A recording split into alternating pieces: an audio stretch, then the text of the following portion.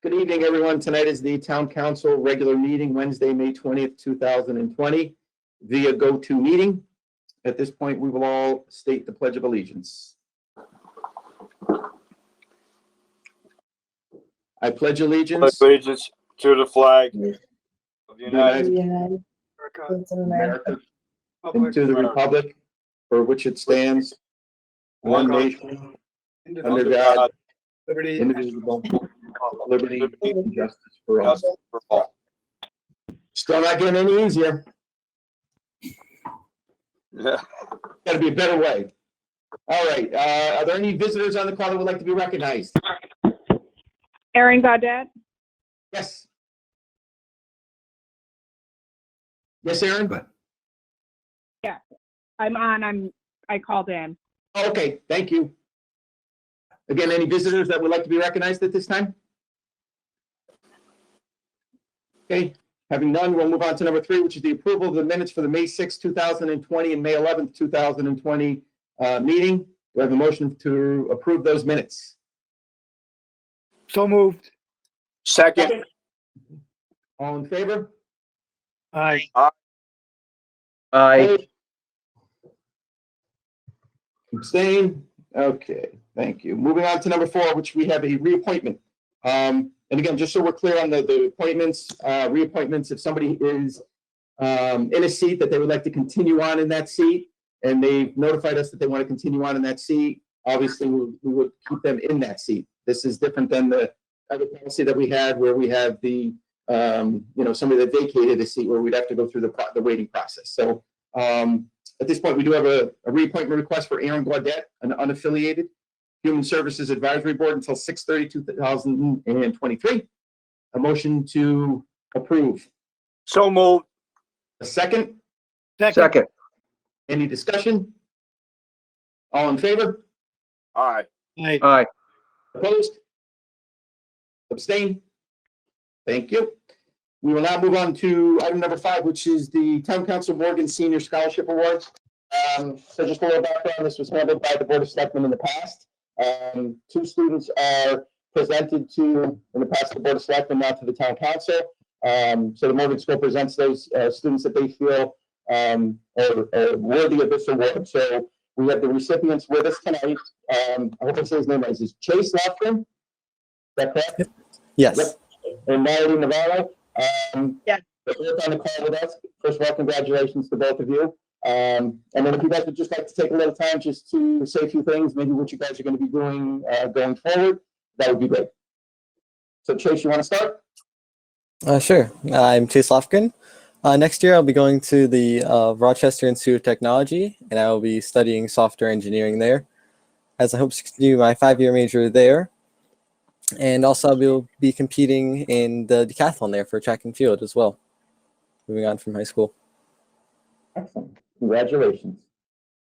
And I'm Natalie Navarro. I will be attending the University of Alabama in the fall, hopefully, majoring in nursing in hopes of becoming an APRN one day. Thank you so much. Well, congratulations again to both of you and best of luck going forward. Thank Thank you. All right, so now we're on to item number 6, which is the appointment of the town auditor. So before we go through the suggested motion on this, I'll ask Kyle to speak a little bit about this so that everybody on the council has received the information about it, but just a little background of why we are going down this road at this point. Kyle? So you have a motion in front of you, and I gave you a synopsis of the firm that we're putting in front of you, PKF O'Connors Davies. If you recall, our prior auditor was going to be engaged for another year. We built a budget assuming that that firm was going to serve with us another year, and then they elected to back out at the last moment, notifying us that they didn't have staff capacity to take on Clinton again for another year. We issued a request for proposals. We received 2 responses. O'Connor Davies is the lowest responsible bidder. They're also highly qualified. They come well recommended from a variety of municipalities that we already reached out to and got their positive feedback. We had a interview with them that involved the Board of Education. everyone is generally positive and think that this will be a good move for the town. And the minimum engagement would be for 3 years. So the motion you have in front of you requires the appointment, which is a statutory act, and that has to be reported to the Secretary of OPM, who are auditors. Thank you, Carl. Okay, so at this point, I will entertain a motion in accordance with state statute and after receipt of requests for proposal, the town council of the town of Clinton hereby appoint the firm of PKF O'Connor Davies to serve as the independent auditor of the town and Board of Education. This designation shall be filled with the Secretary of the Office of Policy and Management. Motion to approve. I'll make that motion. The second, So moved. I'll second that motion. any further discussion? Yes, Any Mr. Chairman, I'd like to ask Mr. Kilduff, what is the cost, for this, operation, Mr. Kilduff? I don't have the exact dollar amount in my hand, in front of me, but it's less than what the incumbent was charging us. So there's a small savings to the town. Okay, I seen how I got a little bit of a memory loss. It was about 10,000 we figured. Is that correct, sir? No, the auditor, when we were looking at RSM, was going to be in excess of 50,000. So this is correct. This engagement is, I want to say mid 40s. Off the top of my head, I can shoot you out an email tomorrow with the exact number. All right, sir. I appreciate that. Thank you. Any other questions? There are none, all in favor of the motion? Aye. Aye. Opposed? Abstain? Thank you very much. All right, so, and again, we'll move on to number 7, which is the approval of the purchasing guidelines. Again, I'll ask Carl to jump in here, give a little background on this before we move forward with the motion on this one. Sure. The town charter requires the town manager to put together a set of purchasing requirements. So I've given you a set of purchasing guidelines and bid boilerplate, and attached to that is the last version of the town's purchasing policy, which was adopted by the then Board of Finance. So the charter does describe the different thresholds for the types of purchasing. This provides a little bit more detail than what you had previously in terms of whose responsibilities there are. The town doesn't have a centralized purchasing director or somebody operating in that capacity. So in this particular case, the town manager will serve as the purchasing agent for the town, putting together and working with the departments on bid specs and the like. Some departments bid more than others, and really kind of instructions here in terms of how you vet a bid, who's the lowest qualified bidder, what we do in the event of defects, insurance requirements, disposal of surplus property. There's just a little bit more detail than what you've had in the past. Thank you, Carl. So at this point, I'll make or entertain a motion to the suggested motion, which is in accordance with the town charter, the town council of the town of Clinton hereby adopts the purchasing rules, regulations, and procedures as presented by the town manager. Motion to approve. Make that motion.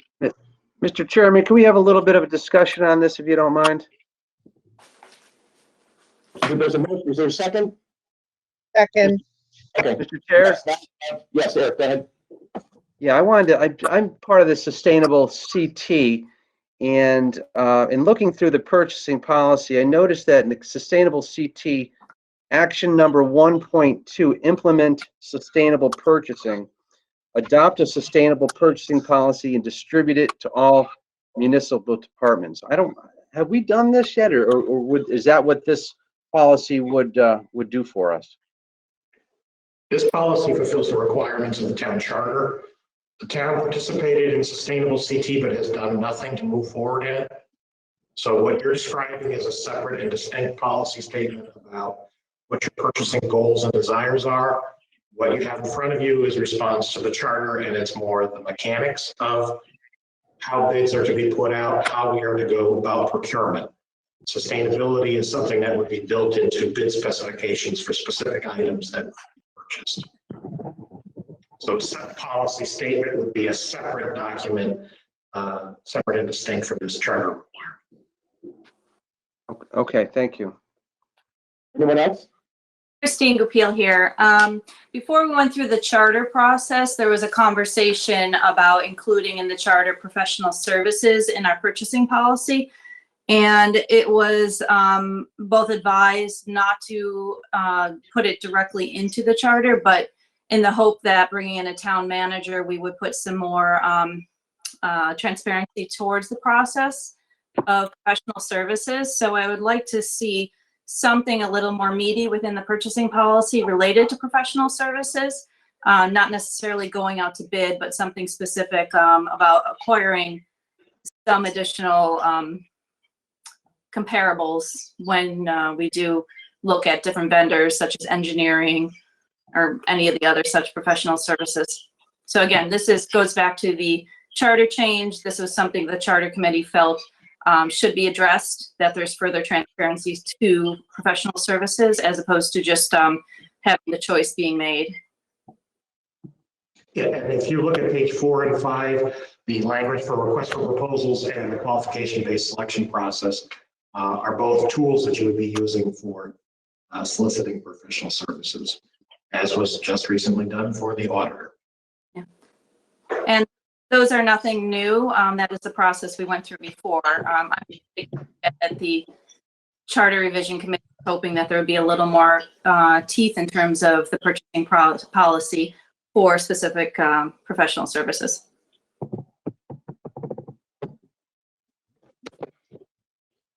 Any other comments?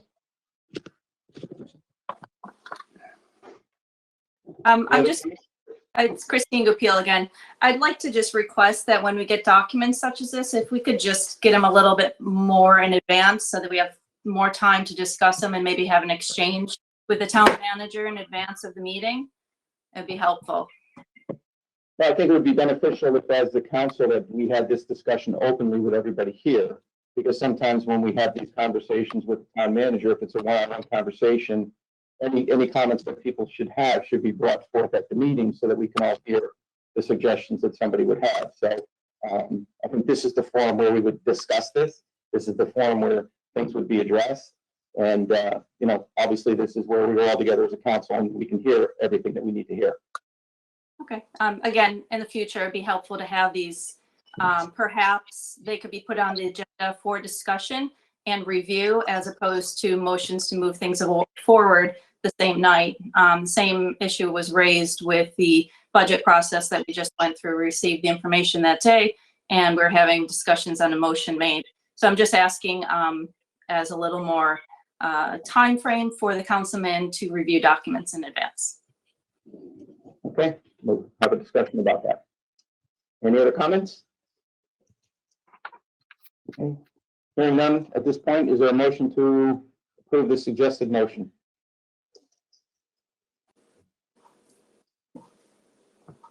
I missed, Mark, what Mark did you Costa. say again, Chris? Sally Fast? I didn't understand what you asked for. We're looking for, I would entertain a motion to approve. Well, we have a motion in a second, so you're asking to call the motion. Who is the second? I'm not hearing what you said. There's a lot of feedback coming back. I don't know if Mary can mute everybody else. Maybe that'll help so we can understand better.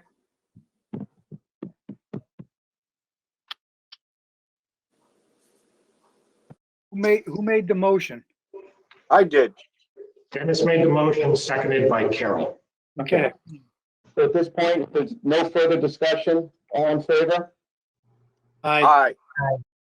Aye. Opposed? Abstain? That motion passes. Thank you. And now the final one is item number 8, which is the memorandum of understanding with the state of Connecticut on shellfish and growing areas. Again, Carl can speak to this. Just a little bit of background on what we're looking on this. So we were informed by the chairman of the Shellfishing Commission earlier this week that the state is looking for the town to sign an addendum to its standing agreement relative to shellfishing. This was recently acted upon by the prior board of selectmen. Right now, what the state is doing is expanding what the shellfishing season is and what the response is when there's a rain event. The responsibilities of the town don't change. The season will be extended through August 31st. If rainfall is in excess of 1 inch in a 24-hour period, the beds are to be closed, which is more of a bacterial best practice. And the beds are to remain closed for 7 days after one of those closure events.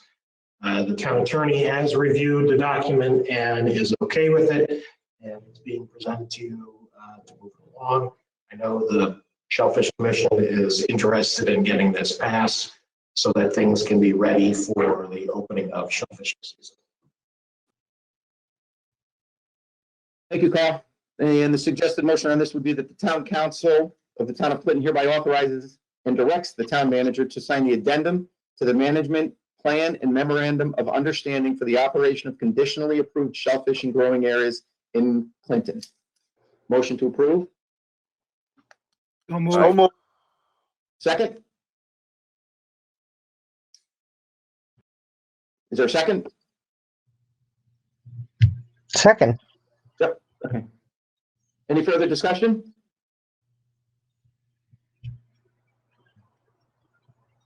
Hearing none, at this point, all in favor? Aye. Aye. Aye. Abstain? Thank you. Item 9 is the finance director reports from Sue. Is she on the call? Yes. I am here. Thank you. Thank you. Yes. Hi, everyone. You received the reports. I'll just do a quick overview of the revenues. In April, the town received the remaining ECS grant of 2.7 million, in addition to the 267,000 town aid grant. The state grant of 191,000 for muni projects is the only remaining grant state money to be received, that's going to be expected in June. We did receive some additional state monies in May for the local capital improvement project grant, and also some additional special ed reimbursement grant. You'll see those in the May report. Town collections did start to slow down, as we expected, of course, with our current situation, with only 39,000 of the current tax revenue collected in April. That's 60,000 less than the prior year.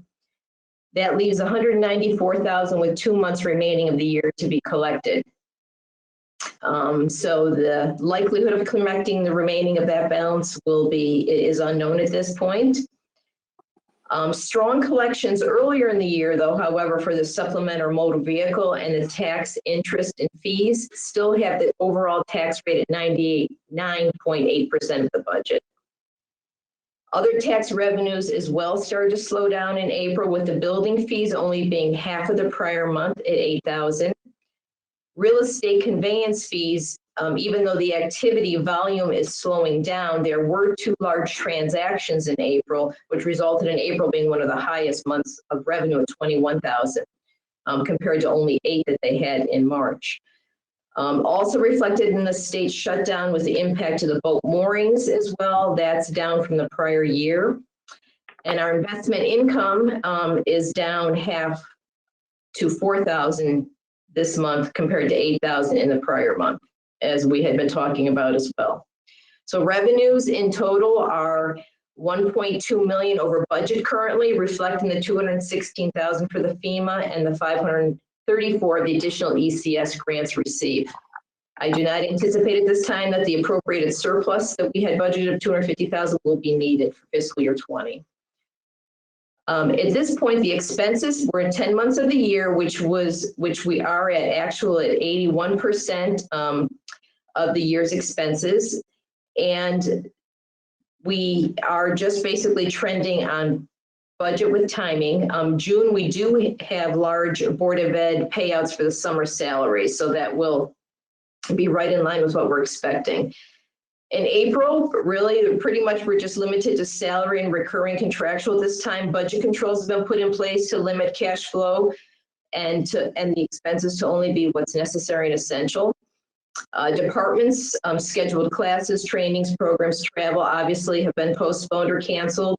And some department heads are indicating that their remaining budgets, or a good portion of them, will not be used at this point due to limitations resulting obviously from the current COVID pandemic. I'm working with the department managers on the forecast. As I mentioned last month, we're in the second pass of that at this time. And the anticipated savings and shortfalls by department are indicated in the write-up detail that you have. At this time, I anticipated that the few departments that will require budget transfers outside their department for anticipated shortfalls will be able to be covered by other department overages. Okay, and I'll have more detailed numbers for that, but I do think that we will net out pretty well with that.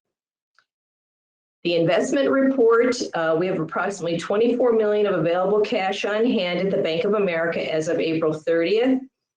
Interest income is 108,000 for the 10 months ending. Investment rates are declining. Fees are now averaging approximately $1,000 to $2,000 a month. We had $854 in fees charged in April. This is the first time we've had fees charged in a long time. Interest income still is positive net of the fees, and I think we'll be seeing that at about 3,000 net to 2,000 net for the last 2 months of the year. The pro forma fund balance reserves and contingency analysis is also attached in your package. There was no change in the fund balance, and the contingency only reflects the prior month's transfer that was approved at the 38,000 and is now 117,000. Other things I'll just mention that are going on in our department. We are happy to move forward with the audit selection that you approved tonight for PKF O'Connor Davies. Their references were extremely positive and enthusiastic, so I'm looking forward to working with them. The finance office, even though town hall is closed, we're back to being fully staffed. I will say that it was nice to know that our technology does allow us to work remotely in case the situation ever does arise again that we have to. Projects the finance office is currently working on. We're doing our year-end prep and account cleanup, which involves a lot of detailed work with that, fixed asset reviews, encumbrance reviews. We're working on the department forecast, as I previously mentioned, and we also are starting to work on the capital fund policy statement with the department heads, which states that appropriations only have a 2-year life and expire at the conclusion of the second year. I'll be working with the town manager and department heads on if we're going to continue that policy, and if so, we need to start working on what capital projects are going to be carried forward. Once the fiscal 21 budget is approved, we also be working on getting that system set up in the system, and then allowing the department heads to start working on putting in their purchase orders for the next year. So those are just a few of the things we've got going on. And that's April. Thank you, Sue. Thank you. You're welcome. Anybody have any questions for Sue?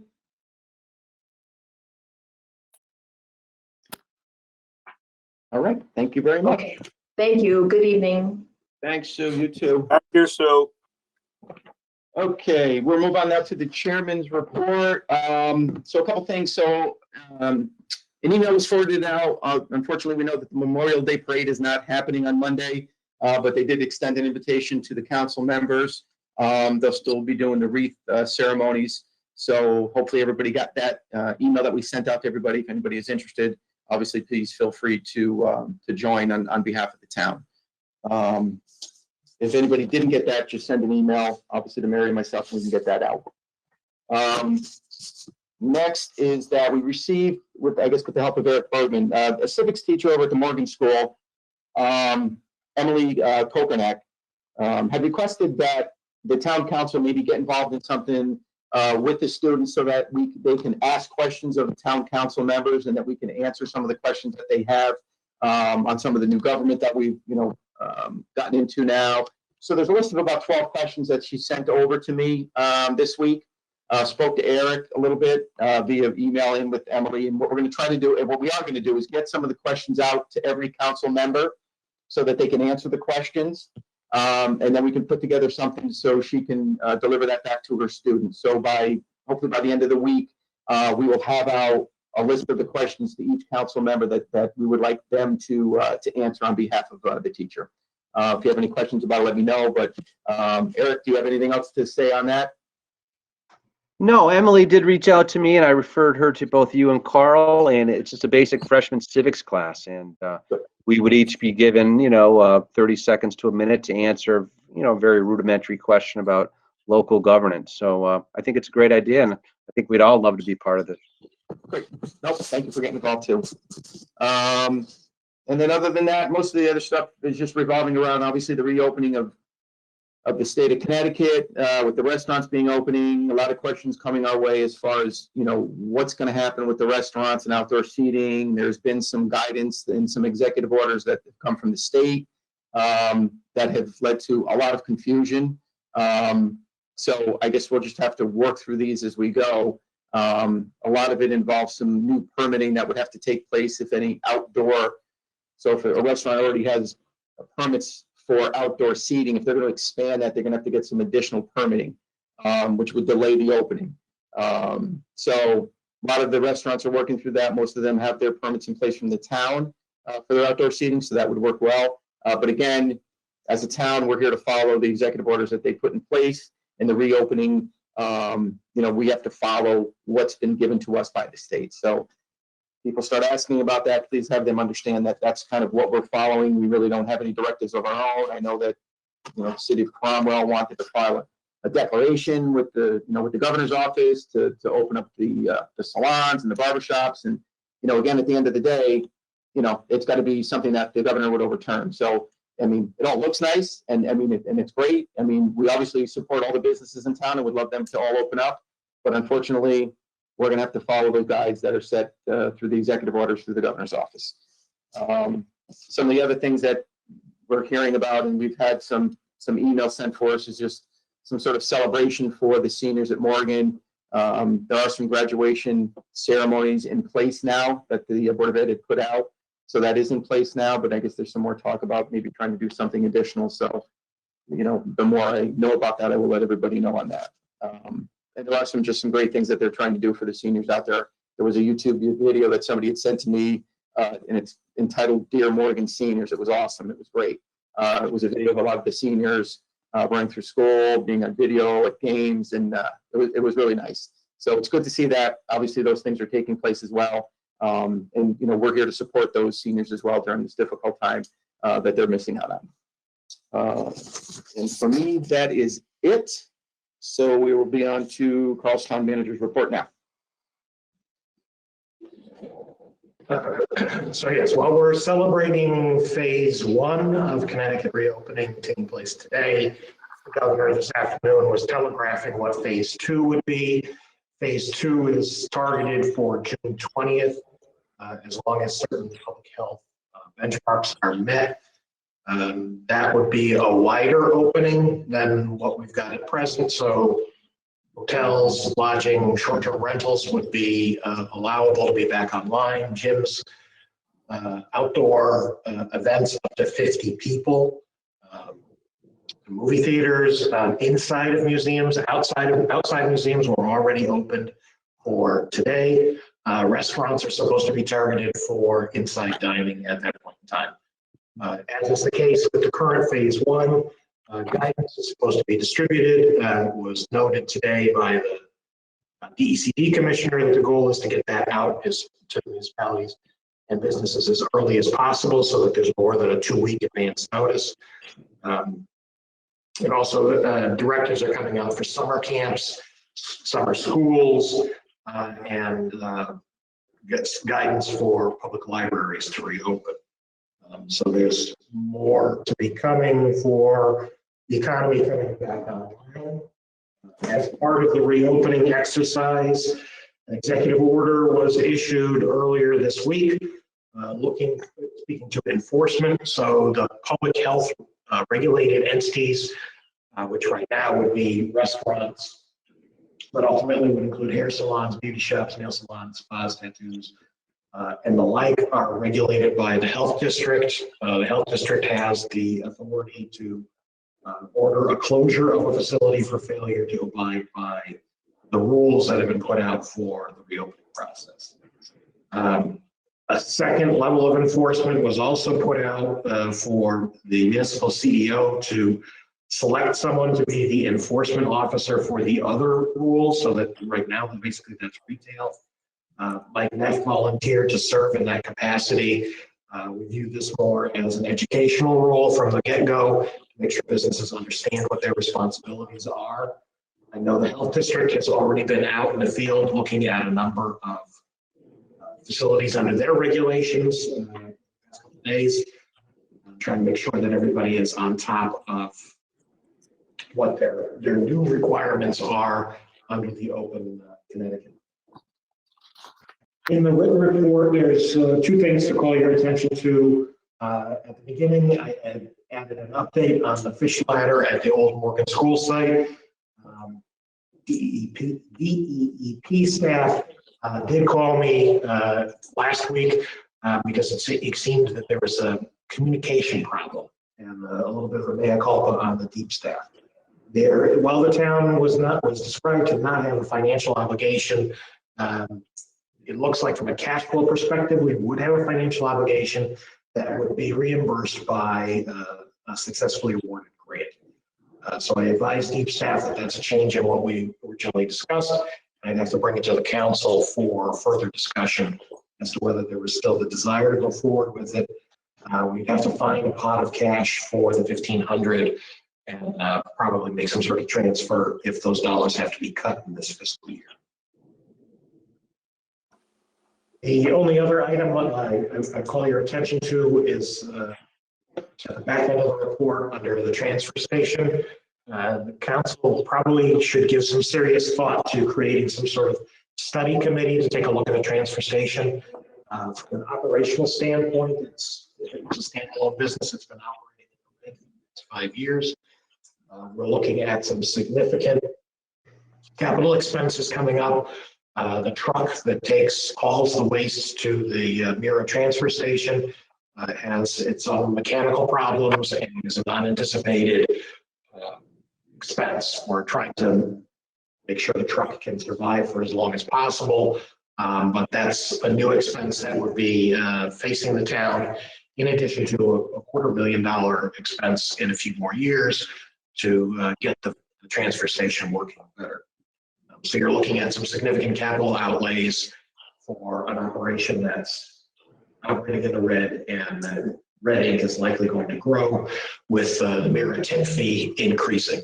And as you may have seen in the media, there doesn't appear to be an immediate solution right now to the Hartford the burn plant getting the financing it needs in order to be upgraded to take the waste. So at some point in time, waste would be converted to being hauled out of state and gone to Pennsylvania, Ohio, and other destinations to the west.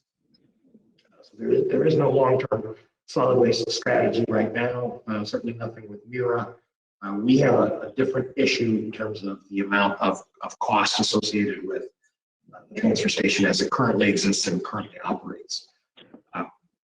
Well, I'm sure staff could put together something. This might be an opportunity for some public engagement to work with staff to come up with some ideas and potential solutions for the town as it relates to the transfer station.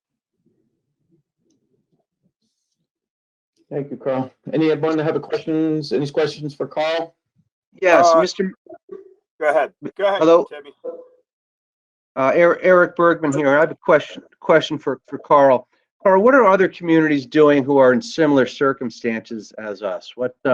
I know Saybrook, I read something about them taking some initiatives. What are other communities doing who are incomparable in size and maybe some comparable problems with the Mira and the increase in the TIF fees? How are they managing this?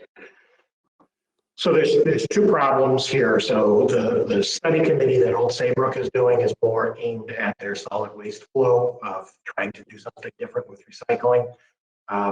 There isn't really a recycling market right now, as you may be aware, since China stops taking in all of the recyclables that were produced by the US. The market has basically collapsed. Right now, Mira is taking recycling at no tip fee, but they were projecting that there was going to be some sort of a tip fee to pay to take recycling away. That's because it's single stream and you have no real value with everything commingled. So I'm not sure where Saybrook is in its review process as to whether or not they're trying to change how they do recycling in their facility. For us, our issue is not just managing the mirror side, which every one of the member towns has to confront in some fashion. It's really more this capital expense associated with operating and providing the service.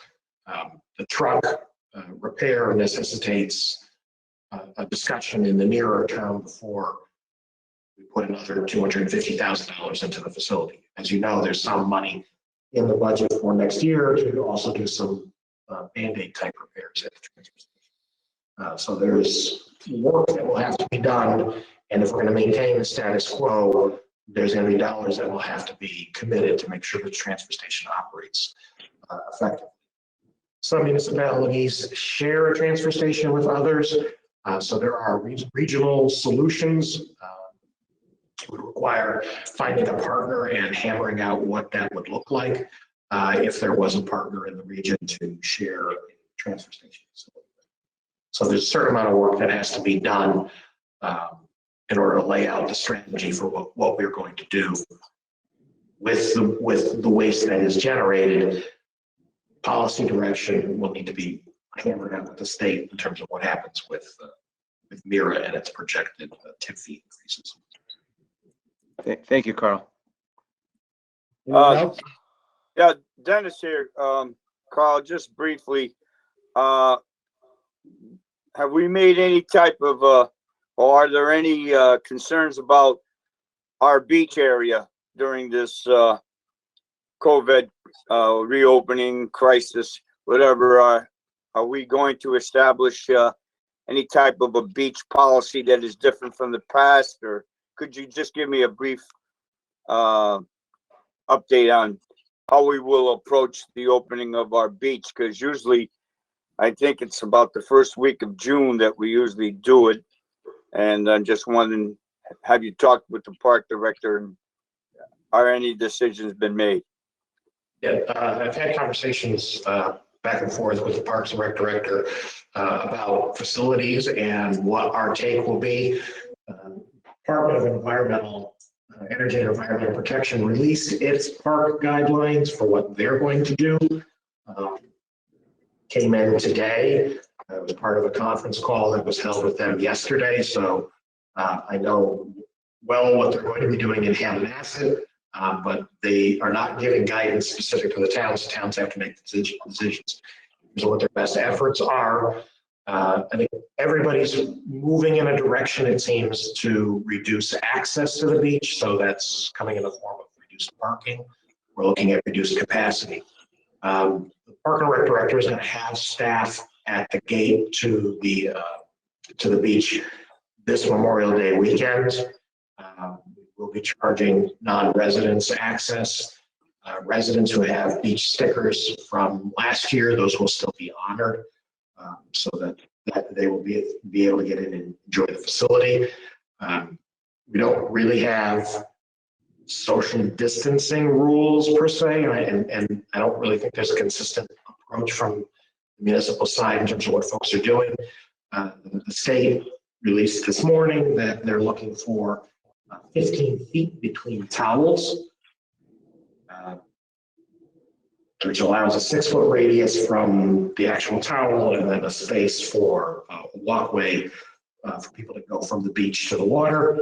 Water is not necessarily an issue. There is no concern that COVID exists in salt water and will be transmitted. The issue is obviously whether or not people can maintain social distancing and not spread the virus while they're on the sand. So folks will be at the beach this weekend. Bo has been monitoring what's been going out there on a pretty regular basis. The police are aware that this weekend might be a higher than normal level of activity. Deep has a Twitter account to follow for closures, and they're going to be making judgment calls on early closures to Hammonasset. I guess the upshot is if people are on the beach, they believe Hammonasset can absorb more public than if they're just on the boardwalk. The amenities are going to be a little different. So the bathhouse won't be open and the restrooms won't be open. There's a portal at the beach that will be the amenity that will be open now. That's mirroring what the state is doing at the state parks. Anyone else? May I ask our question? Sure, Mark. To the truck at the transfer station, how often is that used? Is that a weekly move? Yes. Okay. Have we considered not buying a truck and using vendors to move it? Yes, so those are the options we're looking at in terms of purchasing a used truck, what a new truck would cost, what the repair costs are worth to try and put into the vehicle. And then if it were contracted out, what that would start to look like from a cost standpoint so that we can better understand what's the right decision for the town to make. If you need some help with that, I have some experience with trucks. I've been doing it for a number of years, moving freight. So if you need some help and some pricing, I could help with that if you need it. Okay. Thank you, Mark. Anyone else?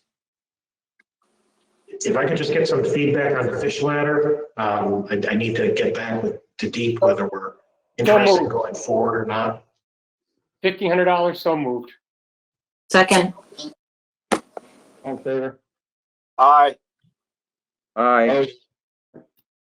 Same. There you go. Thank you. Okay. All right, so if we're good there, let's move on to number 10, which is the liaison reports. I know there's not much, not many meetings have been happening. But if there's anybody out there that has anything they'd like to say? I would let Mr. Chairman, Tim here. Yes, Tim. Yep. I just want everybody to at least know this, if you don't already, that on May 12th, on page 16 of the New Haven Register, there was an article where Ken Navarro and the CEO of Big Y were both quoted, so that it is out there that Big Y is going to be the signature store in the development. So I don't know how New Haven Register got this ahead of time, but they evidently did. So just be aware that it has been made public that Big Y is going to be the signature store. Thank you, Tim. Anyone else? Yes, Mr. Chairman, the Planning and Zoning Commission met on May 11th for a video conference. A couple of quick items.